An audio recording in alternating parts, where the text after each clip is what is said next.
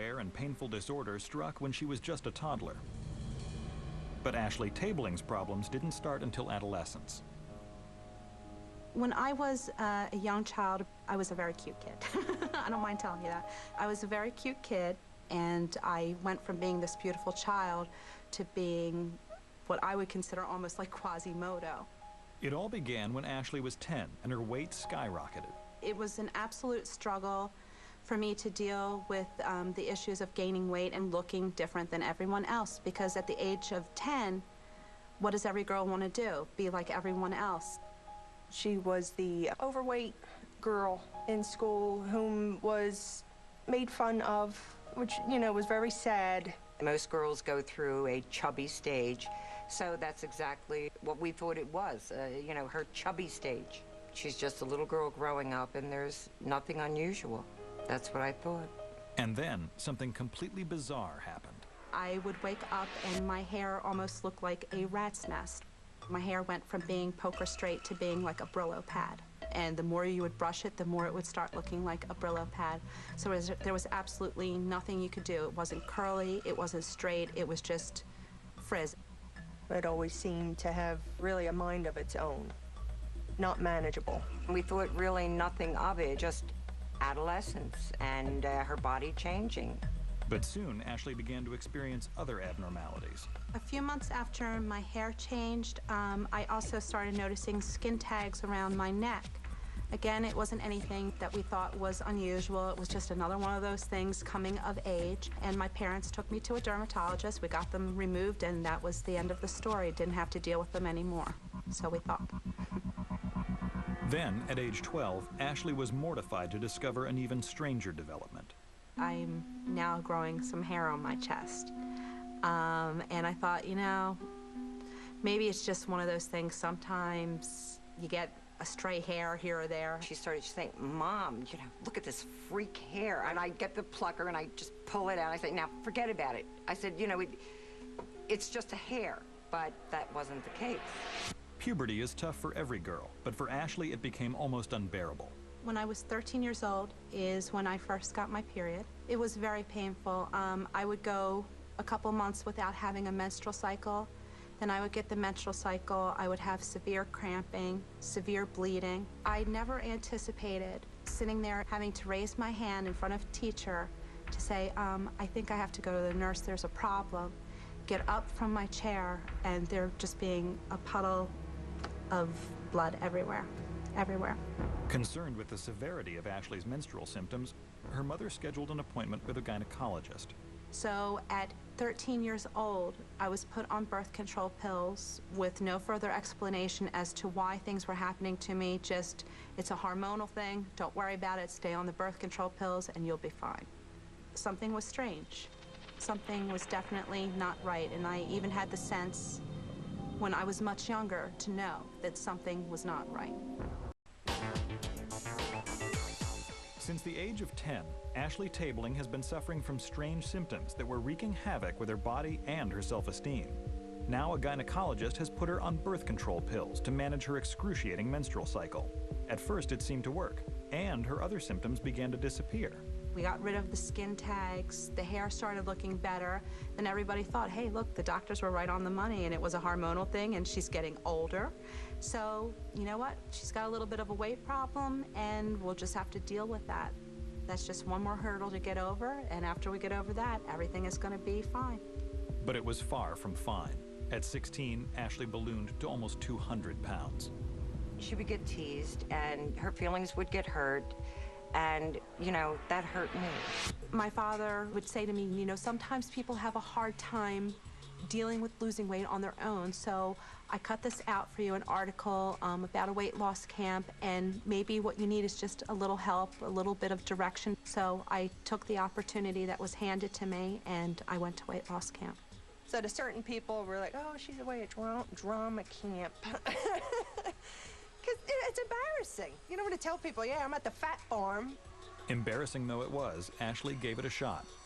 We would wake up every morning and they would have the meals made for us, and then we would go through aerobic workouts. You know, we would play all the same games that everyone played at camp. And you really didn't even notice that you were there to lose weight. And it seemed to work. Visiting day, I drove up with her parents and her sister and brother-in-law. She had muscle tone, she had lost weight, and with those things combined, she looked the best I had ever seen her. I lost close to 60 pounds when I was at camp. I remember my parents coming up on Visitor's Day to visit me. They didn't even recognize me. I had to go, "Mom, it's me." We picked her up. She was so gorgeous and so thin. After going there, being so heavy and so unhappy with herself and so depressed, and I see this bubbly, thin, beautiful girl. See, I'm crying. Every time I think of that story, I cry. For a while, it looked like the healthy eating and exercise habits that Ashley learned at camp had done the trick. But Ashley soon realized the fight had only just begun. When I came back from weight loss camp, it was a constant battle to keep the weight off. Through her college years and into her 20s, Ashley's battle with her weight continued. I would have points where I got extremely heavy, and then I would lose all the weight again. That, I think, was one of the strangest things of all, is that, you know, I would gain weight quickly, but then in the same turn, it would come off like water. It was like, you know, up and down. It was like a Richter scale. It was crazy. We never knew for every 6 months what closet we were going to be taking clothes out of. I may not have known that there was something seriously wrong with me, but I knew something wasn't right. Ashley did her best to live a normal life. In 1996, she married John Tabeling. 3 years later, they decided to take the next step. My husband took me out to dinner, New Year's Eve, 1999. He said, I think it's time to have kids. I said, "What did you just say? You're kidding me, right?" After being on birth control pills for 17 years, I threw them away. It was a decision that would prove devastating for Ashley. After I stopped taking the birth control pills, I noticed I still didn't have a menstrual cycle. We've been actively trying to have kids, but nothing's happening. I took pregnancy tests, I'm not pregnant.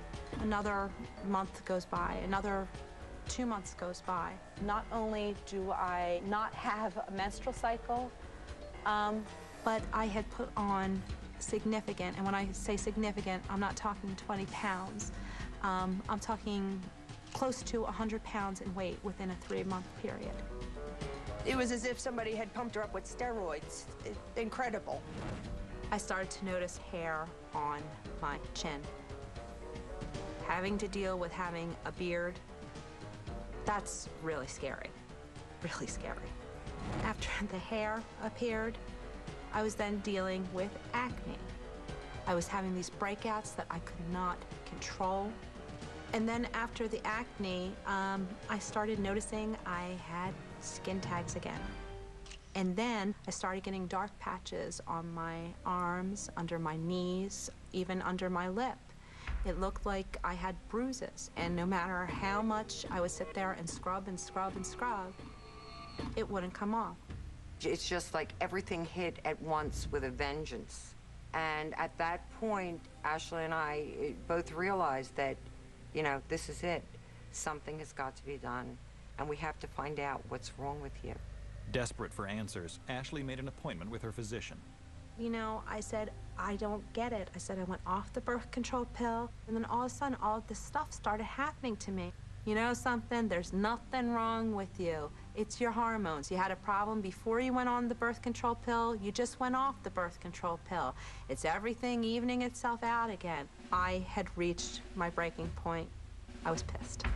Then in January 2000, just when Ashley had reached her wit's end, she found Dr. Mark Harwood. When I walked in, I was a little taken back because he was very young, and I'm like, oh my goodness, fresh meat right out of school. Am I talking to the right person? Maybe I wanted somebody just a little bit older. What I remember was the frustration that she experienced, and it sounded as if she had been through the mill, so to speak. I said, you are gonna think that I am a total nut, but I'm just gonna tell you like it is, and then you can tell me to either go my merry way or that there's something wrong with me. My usual lead-in question is just, tell me your story. And then she told me kind of what she had been through. I went to the back and looked at a textbook, and basically, you know, there could have been a picture of Ashley next to Polycystic Ovary Syndrome.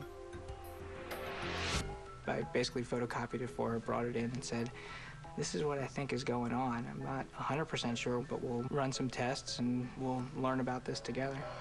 In Polycystic Ovarian Syndrome, or PCOS, excess insulin causes the ovaries to produce large amounts of the male hormone testosterone, which stimulates the growth of cysts in the ovaries and leads to weight gain, excessive body hair, and irregular periods. The exact cause is unknown, but doctors think it may be hereditary.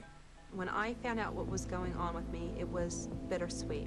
I had a name to it. I knew that there was some sort of solution. You're faced with the fact that, yes, you have a syndrome, and yes, there are some physical abnormalities as a result of the syndrome. Having to deal with them does a number on your head. Though her physical ailments had caused her so much grief, the symptom she couldn't see was the most unbearable.